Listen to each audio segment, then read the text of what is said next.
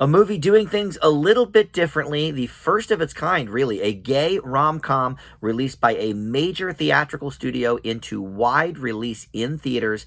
However, it did not work as planned. The box office on opening weekend was tepid at best.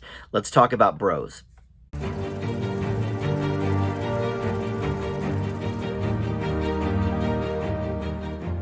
Hey guys, Dan here. This is Dan Reviews It. Welcome to my spoiler-free review for the new theatrical film Bros. This really is kind of the first of its type. Universal, a huge studio. It's the first time that they've really, had a huge studio backing a theatrically released movie about gay romance, where all of the cast really is made up of people on the LGBTQ spectrum there, and the box office receipts from the weekend, a little bit disappointing, I think. As a gay man, I can speak about how disappointing that was. I hoped that it would be more of a success, bring more people in, because it's getting amazing reviews, right? It's at like 91 or 92% on Rotten Tomatoes with both the critics and the audiences. So people that are seeing it are loving it, but not enough of them, I guess, really went out to the theater to see that. Fire Island is a movie that is a little comparable because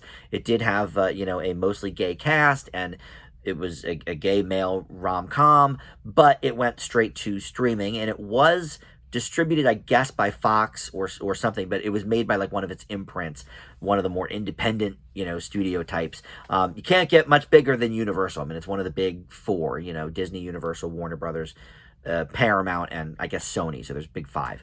But yeah, this was made by Universal proper. It had a lot of firepower behind the scenes because Judd Apatow is one of the producers, and director Nicholas Stoller, he is not gay himself, but he has directed some of the best R-rated comedies of the last 10 or 12 years. Forgetting Sarah Marshall, the Neighbors movies, Get Into the Greek I didn't really particularly care for, but people seem to love that one.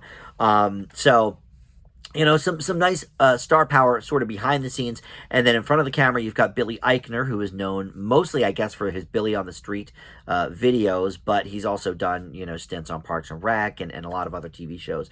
He co-wrote the movie, and he stars in it along with Luke McFarlane as well, who I was kind of unfamiliar with, but he has appeared in a few of the Hallmark Channel romance movies, I think with women, because usually they don't do the gay stuff on Hallmark, to be honest. But anyway, before we get into any of that further, I want to welcome you into Dan Reviews It. Thank you for finding this video. We've got a lot of stuff on the channel here.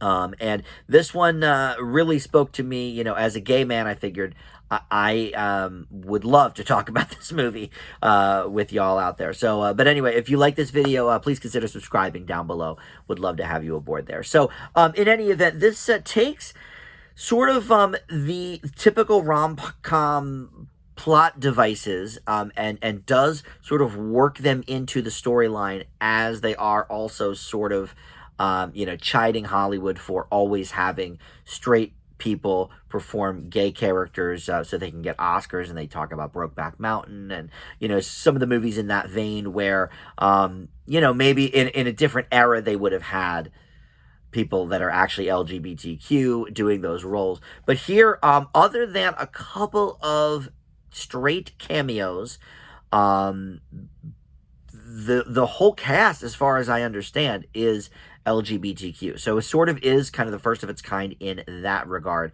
And it sort of works with a lot of the plot, too, because the lead character here, Bobby Lieber, who is played by the great Billy Eichner, he is hosting this podcast radio show, which is talking about, the Stonewall riots and stuff. And he had this, this book that failed about, gay people, like a children's book that, maybe kids weren't ready for and that kind of thing. But he is, his sort of daytime job is working on this gay history museum. And so the people that he works with there, are both in real life, and their characters in the movie are LGBTQ. And look, I'm not one of these people who says, what, everybody has to play exactly what they are and whatever. In fact, some of the people, for example, this character that Billy Eichner sort of, falls for, they meet his parents, and the parents are sort of stuffy and straight and all of that. But they are also played by gay people, including Amanda Burse from Married with Children. She played Marcy Darcy, and she's not really done a lot of acting since Married with Children. She does more directing and producing these days, but nice to see her on screen. But other than a couple of cameos from straight people, who I won't ruin for you, but they're straight allies for sure, people that love the gay community. But everybody else in this movie, sort of is in that LGBTQ. And I think that's cool, because I didn't see a lot of that as a child. Well, as a child in the 80s, almost nobody was out as gay. I think maybe the first one I had heard of was Freddie Mercury. But it's been obviously more current lately to come out, and now we have Neil Patrick Harris and Jim Parsons and all of these really, really popular people, and of course Ellen kicked down that door in the 90s. We don't need a history lesson. That's part of what the museum and the movie is for. But so while sort of trying to tread that line of like kind of goofing on rom-coms, but not really being a parody of them necessarily, just sort of having some of the characters talk about certain things. It's not like, what was the Rebel Wilson movie, Isn't It Romantic, I think it was called, where it was just a straight up like spoof of rom-coms, but it was also a rom-com. This really is kind of a straight ahead rom-com. In fact, it may be one of the biggest detriments of the movie, is that it is actually so sort of, by the numbers in that regard. We see a lot of the same steps that we see in most rom-coms. And really, I think that's the point. Gay people fall in love too. And yes, there's talking about, Grindr and different things in this movie that wouldn't necessarily be in a straight rom-com, certainly one, with your higher profile stars, like a Sandra Bullock or Julia Roberts or something. But, they're going to the gay club and they're seeing a lot of things, and they're talking about, gay life and gay dating life and stuff that I don't think we really see very authentically often. In movies. In TV, it's a little bit different these days. I think a lot of shows are showing us, some of the issues with, gay dating and stuff. But, that's like, 8 episodes on Netflix. They didn't pour a ton of money into this. I mean, this movie, between the marketing and the actual, production of the movie, I think it's somewhere in the $60 million range. Which sounds kind of wild, but a lot of that went to promotion because they wanted to sort of get the word out about this movie. Unfortunately, I think because of the subject material, I think a lot of the people really, not to sort of stereotype, but a lot of people that go see rom-coms are, I think a little more set in their ways. Maybe older people, maybe middle America people that this is not really going to appeal to, which is unfortunate. I think Universal had to see that. This is only going to be for, a select audience, bigger cities, obviously, the gay population. I have a lot of friends that are LGBTQ that went and saw this on opening weekend. I saw it myself on Sunday. But I think it's unfortunate that this was never probably going to make a ton of its money back. And maybe it will be something that people find on, streaming later or on, Comedy Central reruns or whatever, because it's actually really good. There's, a nice chemistry between the two leads. Billy Eichner's character, I think, is sometimes hard to empathize with. He's a little bit, got a little bit of a hardened shell.